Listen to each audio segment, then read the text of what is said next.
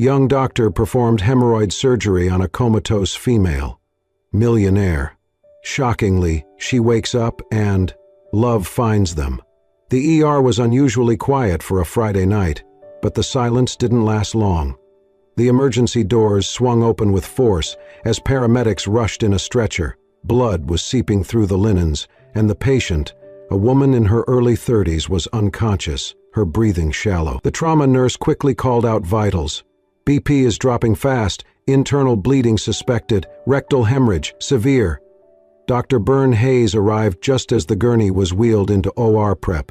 He was young, barely 30, but already known for his meticulous work and his willingness to take cases others avoided.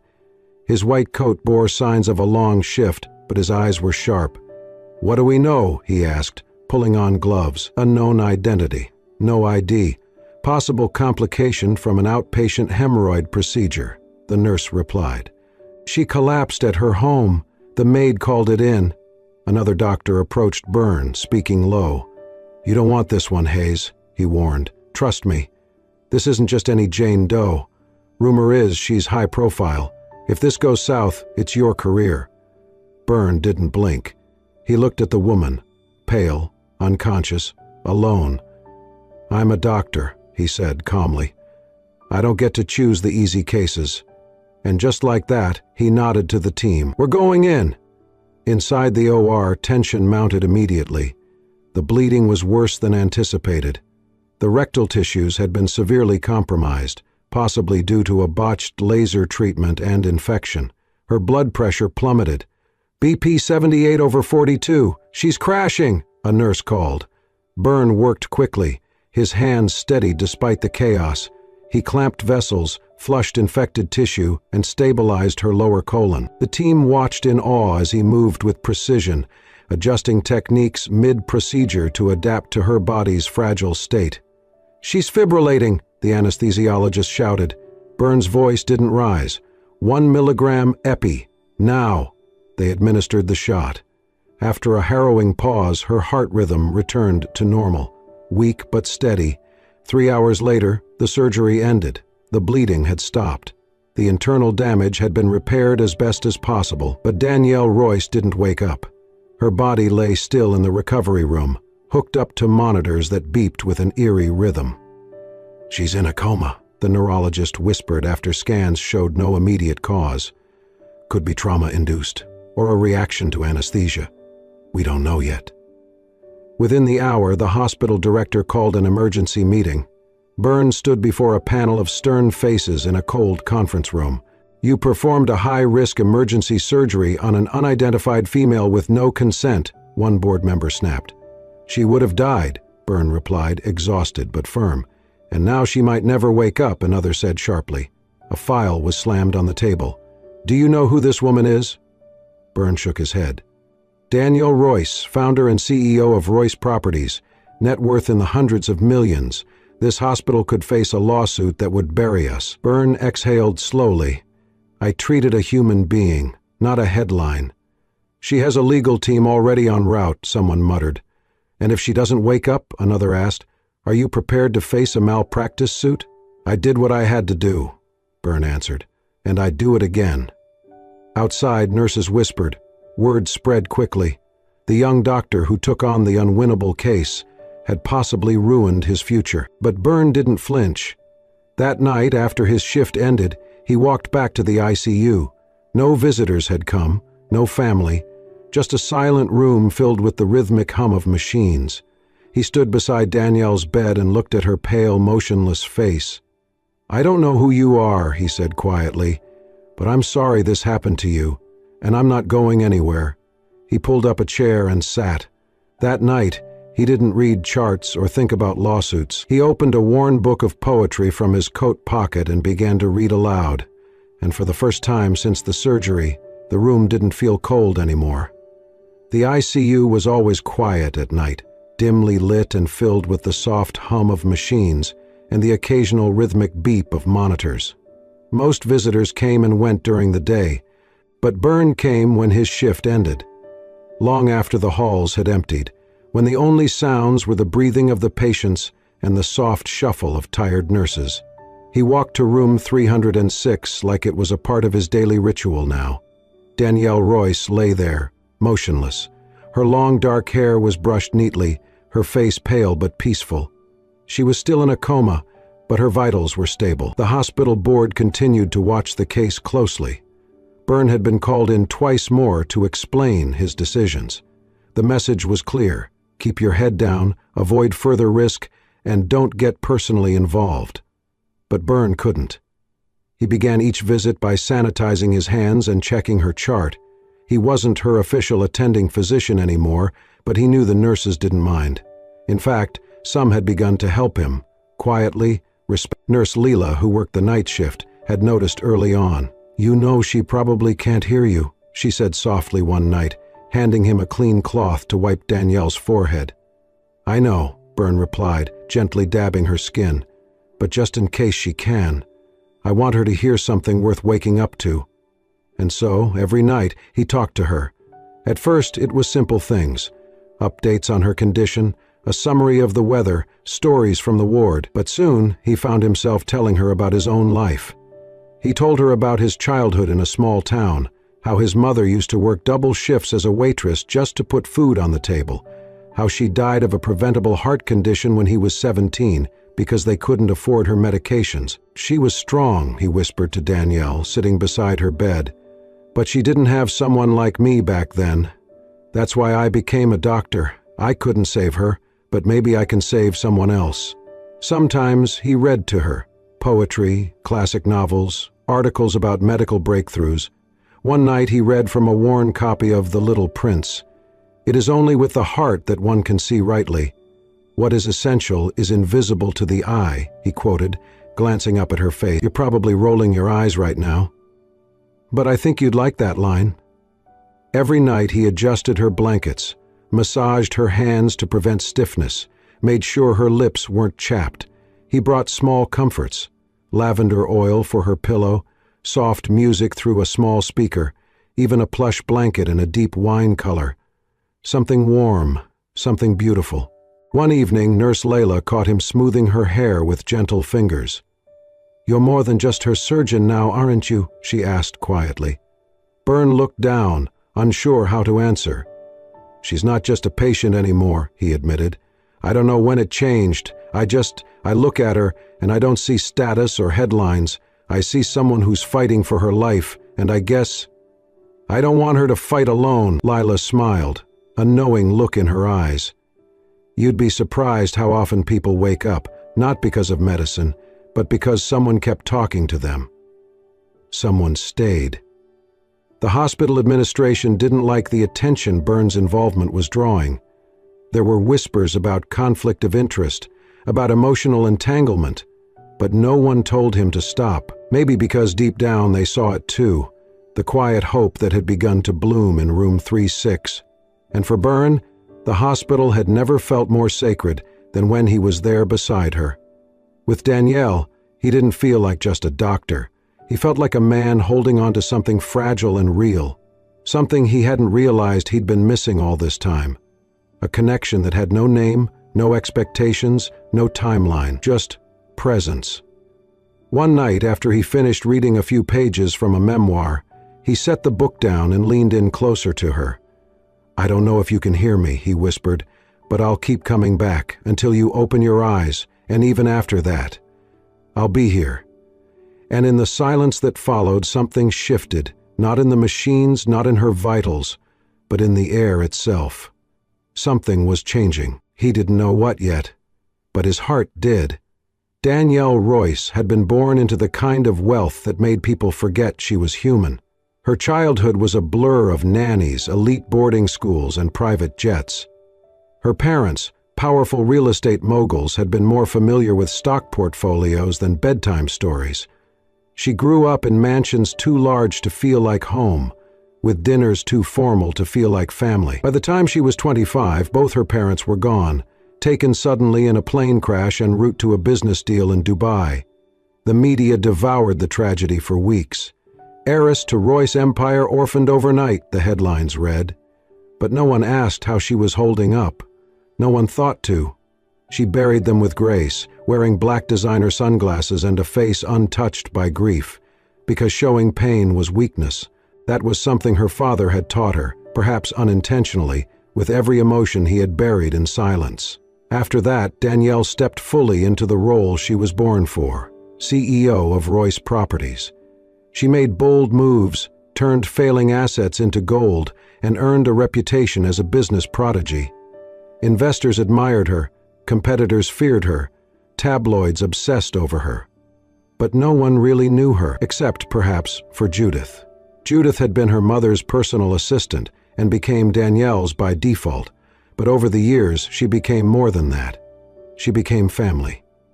She was the only one who called Danielle on her birthday with genuine warmth, who reminded her to eat, who saw beyond the sharp suits and steely eyes. Danielle let her in, just enough. But even Judith couldn't save her from Nathan. Nathan had been charming, brilliant, and attentive. He said all the right things. He seemed to understand her loneliness, her walls, her need to be seen beyond her last name.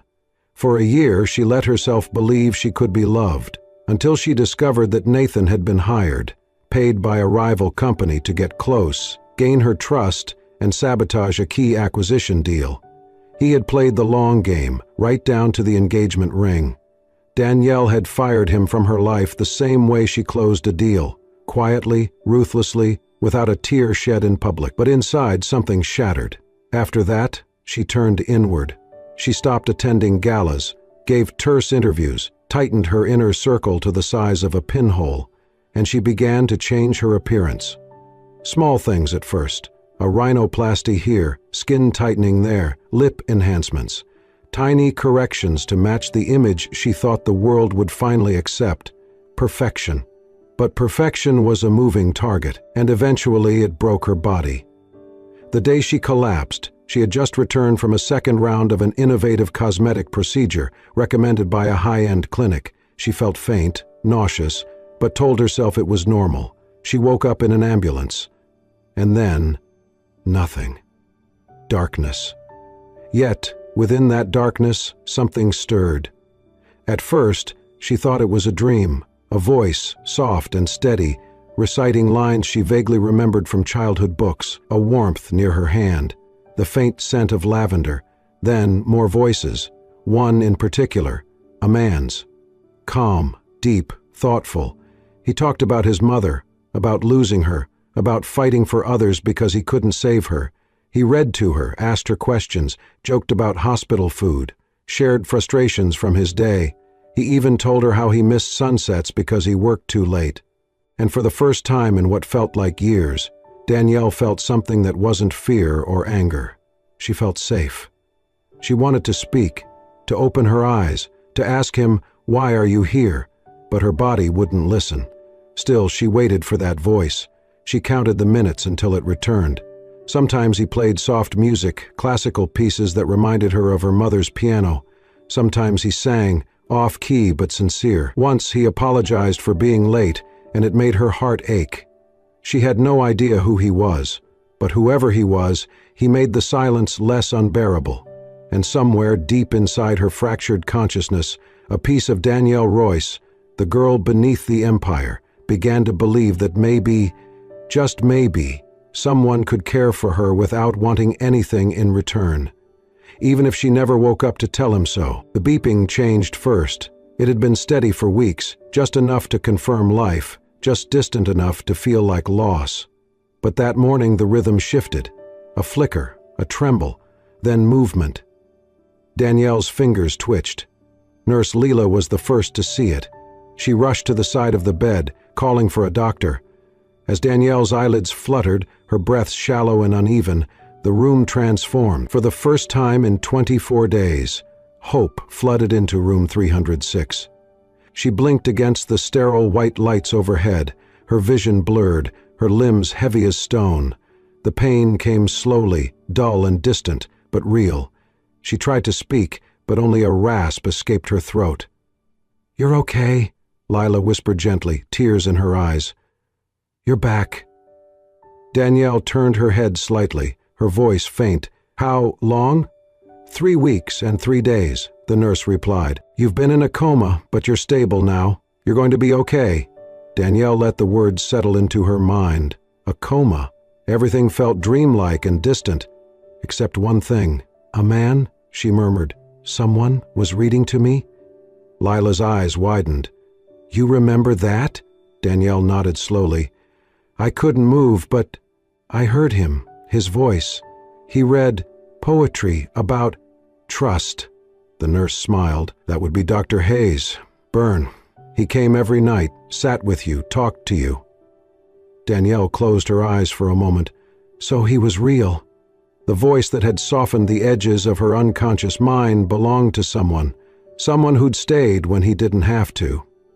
Later that afternoon, Byrne entered the ICU, unaware of the change in status. He was carrying a small poetry book and a thermos of herbal tea, his usual gifts to the silence. He nearly dropped both when he saw her eyes open. Danielle looked at him. Really looked. It took her a few seconds. The face didn't match the voice in her dreams, not exactly, but the moment he spoke, her breath caught. "It's good to see you awake," he said softly. Her eyes didn't leave his. "It's you," she whispered. "You're the one who stayed." Byrne gave a small, almost bashful nod. "I thought you might need someone," he said, "someone who didn't walk away." Danielle's lips trembled. She wasn't used to being caught off guard, not in business, not in life, but this moment felt fragile, pure. "Why?" she asked, her voice hoarse. "You didn't know me." "I didn't have to," he replied. "You were alone, that was enough." Silence hung between them, not awkward but charged, full of everything unsaid. "I remember your voice," she said after a while. It was the only thing that made the dark feel less terrifying. Byrne pulled the chair closer to her bedside and sat, not too close, but close enough for her to feel him there. "I didn't know if you could hear me," he admitted, "but I hoped." Danielle's eyes glistened. She wasn't sure if it was the medication, the weakness, or simply the fact that someone had cared, deeply, consistently, without expectation. For a long moment they sat there, eyes locked, no more words needed. This wasn't the reunion of lovers. This was something more subtle, a seed being planted, a truth being shared. That night, as the hospital settled into quiet, Danielle rested with her eyes half closed, Byrne still by her side.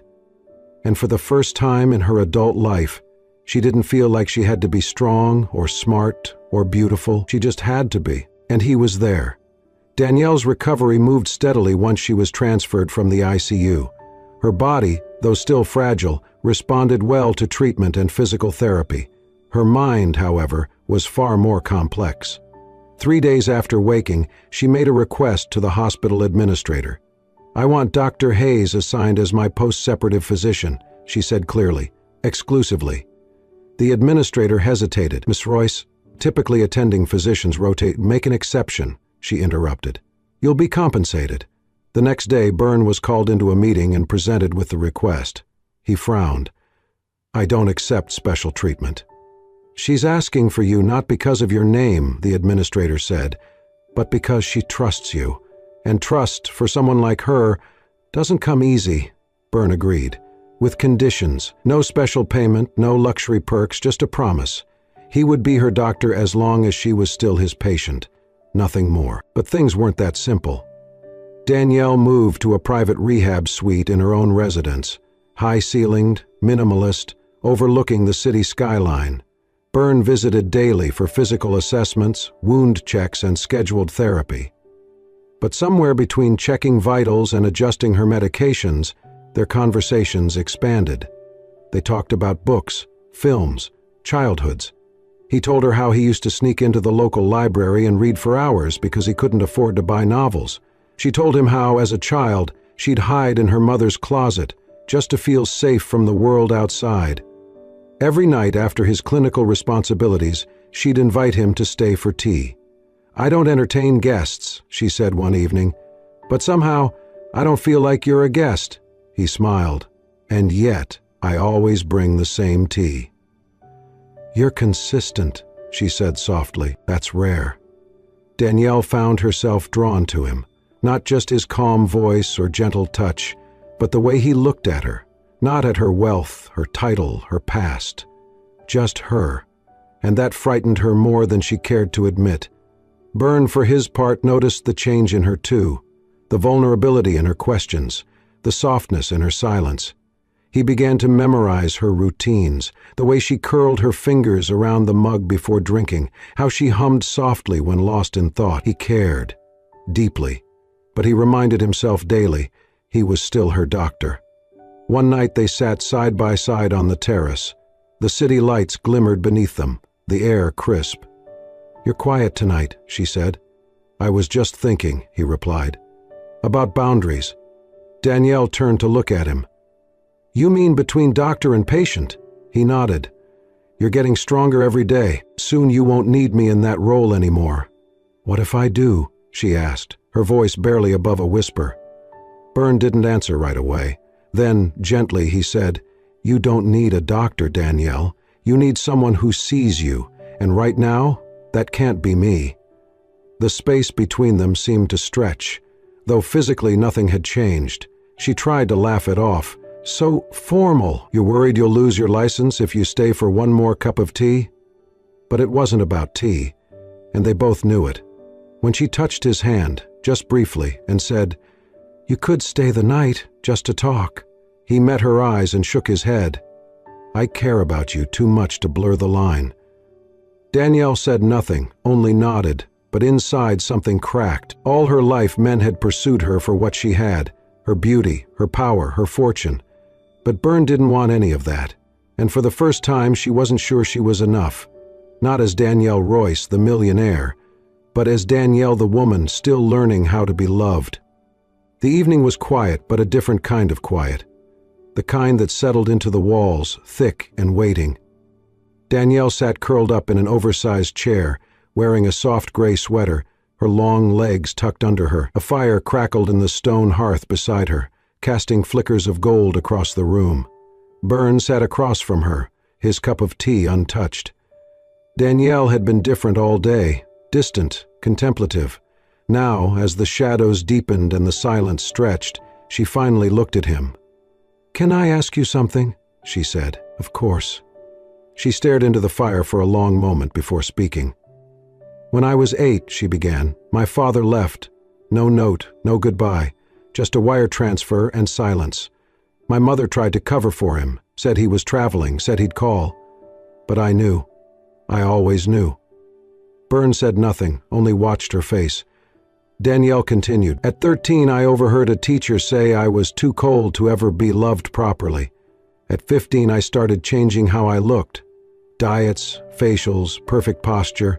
By 18, I'd had my first cosmetic procedure." She touched her cheek absent-mindedly, as if remembering all the ways she had tried to reshape herself.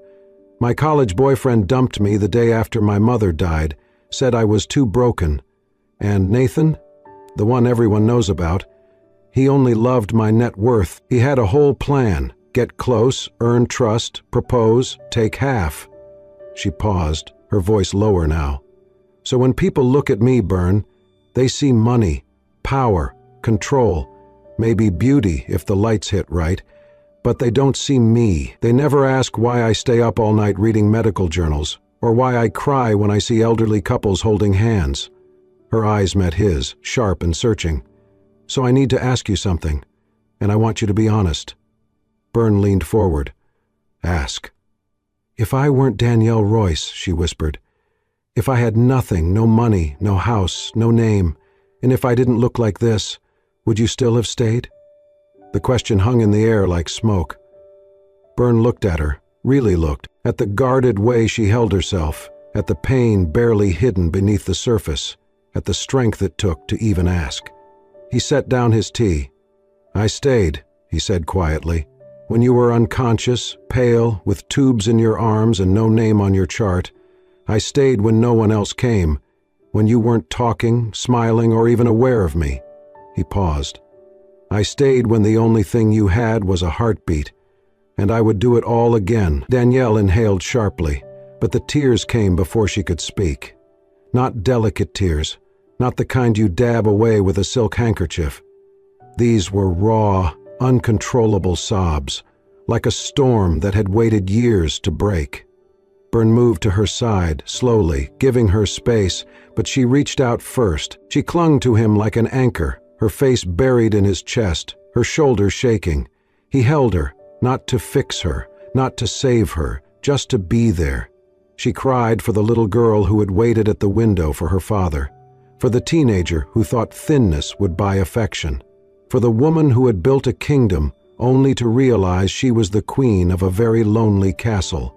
And when the storm passed, she looked up, eyes red and wet. "I'm sorry," she whispered. "For what?" he asked, brushing a tear from her cheek. "For not believing someone like you could exist." Byrne smiled, his voice soft. "I'm not perfect, Danielle. I've got a lifetime of scars too. But I see you, and I care. Not for what you are, but for who you are." She closed her eyes, exhaling slowly. It wasn't a confession of love, not yet, but it was something just as rare: trust. The morning air was still, heavy with an early drizzle. Soft raindrops tapped against the windows of Danielle's estate, blurring the view of the manicured gardens outside. Inside, something else was beginning to blur: lines, roles, emotions. Danielle had grown used to Byrne's presence, the sound of his footsteps in the hallway, the warmth of his voice during checkups, the quiet companionship over late-night tea. But that morning she woke to silence. No footsteps, no knock at her door, just an envelope. It lay on the kitchen table, beneath her favorite ceramic mug. Her name was written across it in neat, familiar handwriting. She opened it slowly, her breath catching in her throat. "Danielle, I never meant for it to become this complicated. When I first stayed by your bedside, I did it because no one else did. And as the days passed, I stopped seeing you as a patient, and started seeing you as a person, then as something more. But being both your doctor and someone who cares for you this deeply, it's a line I can't cross and still be the man I want to be. So I'm stepping away from my role, not because I want distance, but because I want to be honest. I don't want to be your physician anymore. I want to be the man who stands beside you, not in duty, but in love. And I'll wait, if that's what it takes. But I can't stay like this." For Danielle read it 3 times before the words truly landed. Her hands trembled. For years she had been abandoned, betrayed, used. But this was different. Byrne wasn't walking away to protect himself. He was walking away to protect them. The drizzle outside had turned to a soft rain, painting the stone steps of the front terrace in a silvery sheen. Danielle didn't hesitate. She threw on a long coat over her nightclothes and ran barefoot down the marble hallway. She pushed open the front doors just as Byrne reached the gate. "Byrne!" she called, her voice sharp, cutting through the rain. He turned, surprised, his bag slung over his shoulder. Danielle stepped out into the rain, her hair quickly soaking, her breath visible in the cool air. "You forgot something," she said, holding up the letter. He walked toward her slowly. "No, I didn't." She shook her head, tears mixing with rain. "You can stop being my doctor," she said. "You can even stop coming to this house." She paused, her voice breaking. "But don't leave my heart." Byrne froze, the words sinking in like warmth through soaked clothes. "I thought I had to be whole to deserve someone like you," she whispered.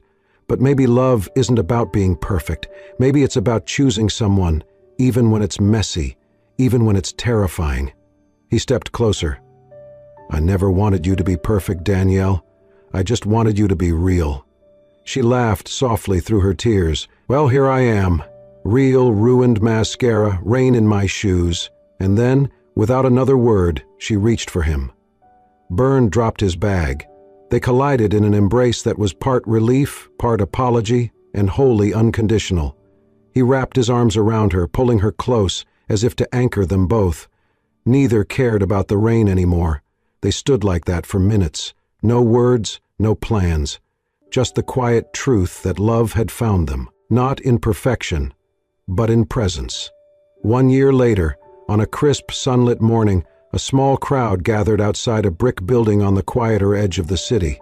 The windows were clean, the garden freshly planted with lavender and rosemary, and a modest wooden sign hung proudly above the glass doors. Where healing isn't just for the body, but for the heart. It had been Danielle's idea, but the name was Burns. They had spoken about it on one of their long walks through the city, hands intertwined, no longer hiding from anything. Second chances, he had said, are rare, but we can give them to others. And now they were. The clinic offered free care to the uninsured, underprivileged, and overlooked. Byrne worked 6 days a week, seeing patients from all walks of life: single mothers, homeless veterans, elderly immigrants who hadn't seen a doctor in years. He greeted each person with the same patience, the same warmth that had once brought Danielle back from the brink. Danielle, meanwhile, handled the financial side. She'd set up a private endowment, partnered with other philanthropists, and repurposed her name, once a symbol of aloof wealth, into something powerful and generous. She ran motivational workshops in the back room, helped fund mental health support, and always made sure there was fresh coffee and music playing in the waiting area. The clinic wasn't luxurious.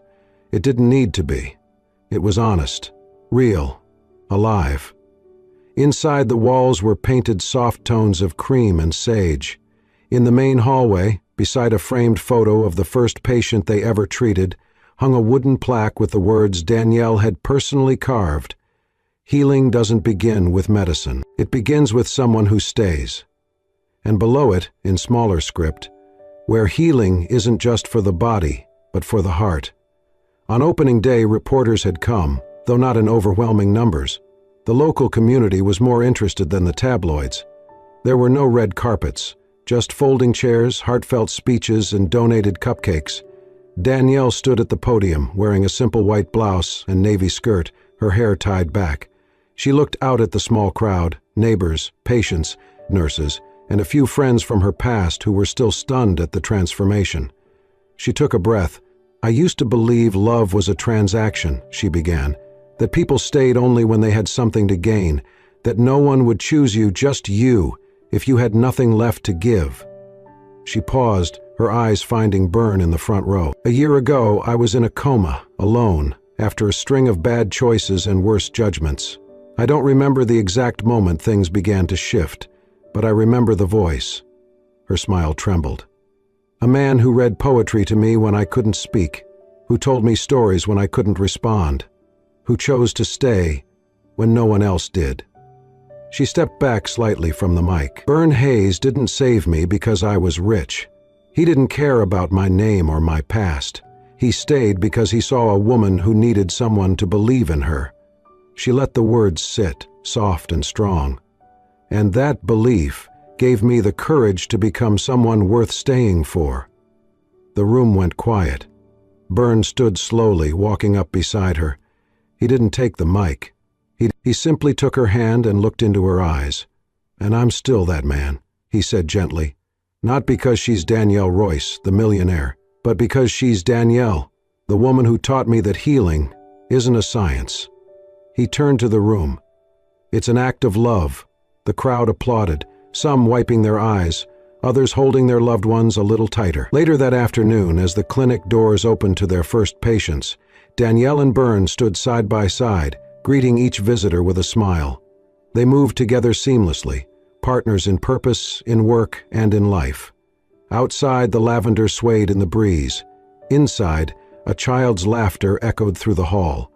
And in the center of it all, beneath the plaque, two people stood who had once been broken. But now they were whole, because they had found each other, not in perfection, but in healing, together. Sometimes love doesn't arrive with flowers or fireworks.